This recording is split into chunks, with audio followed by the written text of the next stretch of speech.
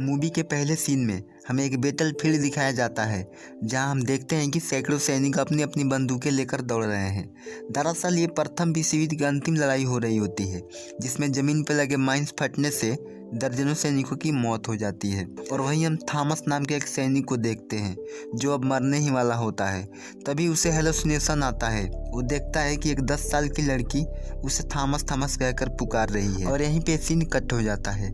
इसके थोड़ी देर बाद हम देखते हैं अब जंग खत्म हो चुकी है और मरे हुए सैनिकों को कुछ सैनिक सामूहिक कब्रों में डाल रहे हैं, और उन्हीं सैनिकों में थॉमस भी होता है, जिसे होश आ जाती है। वो खांसने लगता है। इसे खांसते हुए एक बुढ़ा आदमी देखता है और इसे बचा लेता है। नेक्स्ट सीन में हम एक छोटे से मार्केट को देखते हैं, जहाँ मेला लगी होती है। उस मेले में हम 10 साल की लड़की को देखते हैं, जिसका नाम एना होता है।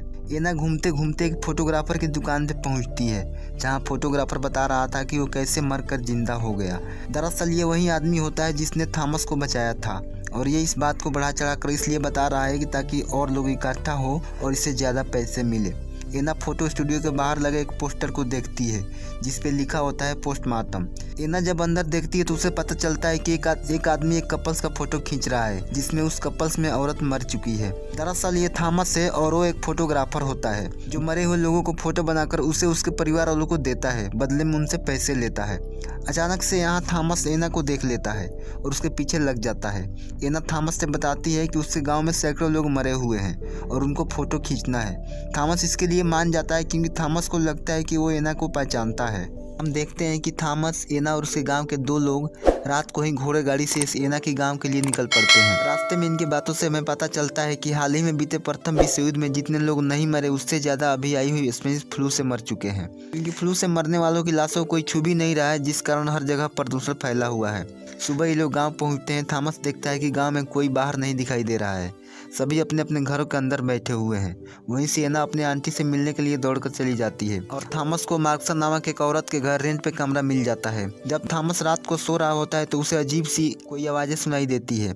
आवाज़ का पीछा करते हुए लालटेन के साथ घर के कॉरिडोर में जाता है, जहाँ उसे कुछ भी दिखाई नहीं देता, सिर्फ उसे कॉरिडोर की छत पे किसी के दौड़ने की आवाज़ सुनाई देती है। सुबह थॉमस को एक घर दिया जाता है, जिसमें वो मरे हुए लोगों को उनकी जीवित परिजनों के साथ फोटो खींचता है।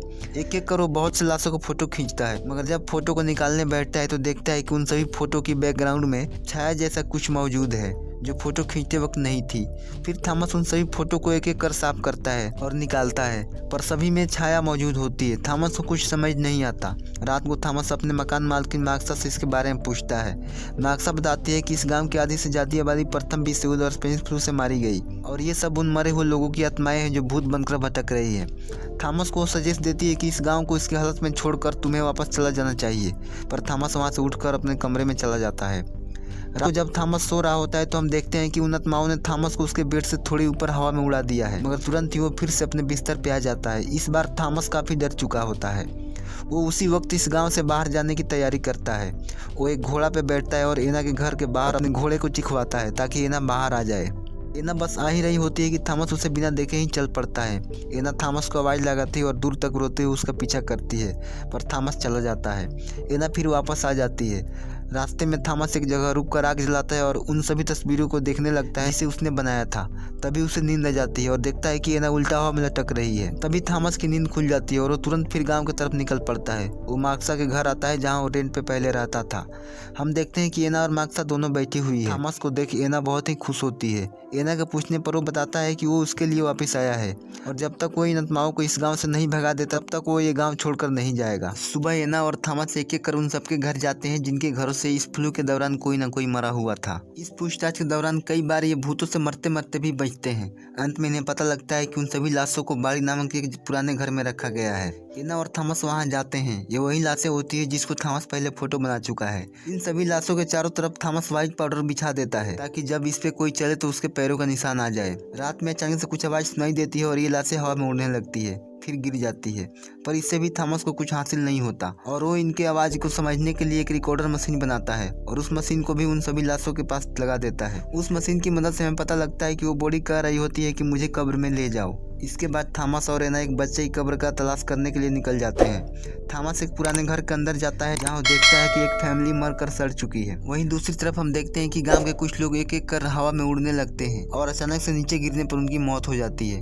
एक तरह से भूतों ने इन पर अपनी पूरी ताकत के साथ हमला कर दिया है। थॉमस इन लोगों को चर्च में भागने को कहता है। सभी लोग चर्च में जाकर अपने आप को सुरक्षित महसूस करते हैं। तभी थॉमस को एना का ख्याल आता है और वो एना को आवाज लगाने लगता है, पर एना उस चर्च में नहीं होती है। चर्च का दरवाजा खुलता है और थॉमस देखता है कि सामने एना खड़ी है, मगर फिर दरवाजा बंद हो जाता है। थॉमस उसे बचाने के लिए दरवाजा खोलता है और चर्च के चारों तरफ देखता है, मगर एना वहाँ मौजूद नहीं होती है। इसके बाद वो एना के घर जाता है जहाँ उसके साथ मार्क्सा भी होती है। हम देखते हैं कि एना जमीन से घसीट रही है कि उसको भी भूतों ने पकड़ लिया है। मार्क्सा बताती है कि एना की आंट मर चुकी है। कहता है कि अगर इन भूतों से जान बचानी है तो जितने भी मरे हुए लोग हैं सभी की लाशें एक जगह इकट्ठा करना पड़ेगा। गांव के कुछ लोगों की मदद से थॉमस ये सब कर लेता है और सभी लाशों को एक कमरे में बंद कर देता है और सबको बाहर भेजो इन लाशों के पास रुक जाता है। तभी हम किसी की चीखने की आवाज़ सुनते हैं और ये लाशें हिलने लगती है। साथ ही उस कमरे की दीवारें अपने आप फटने लगती है और फटे हुए दीवारों से कमरे के अंदर पानी भरने लगता है। हम देखते हैं कि उस घर के बाहर सभी गांव के लोग मौजूद होते हैं। उन्हीं में से एक आदमी उस घर में आग लगा देता है। वहीं हम थॉमस को देखते हैं जो पानी में बिल्कुल डूब गया है और उस कमरे में रखी लाशें पानी में तैर रही है। उन्हीं में से एक औरत की लाश थॉमस को दबोच लेती है और थॉमस बेहोश पड़ जाता है। थॉमस मरने ही वाला होता है कि मार्क्सा पानी में जाकर उसे बाहर लाती है। यहाँ हम देखते हैं कि वो सभी आत्माएं धुआं बनकर आसमान में जा रही है। इधर थॉमस को सब लोग मान चुके हैं कि वो मर गया है, मगर एना उसे पीट पीट कर उठाने लगती है और थॉमस की आँख खुल जाता है। इसके बाद हम देखते हैं कि थॉमस और एना उस गांव से जाने लगते हैं। रास्ते में वो एक ऊंची पहाड़ी पर चढ़ कर देखते हैं कि और एक गांव है जहां की हालत बिल्कुल इनके गांव जैसा होता है। और इसी के साथ ये मूवी यहीं खत्म हो जाती है।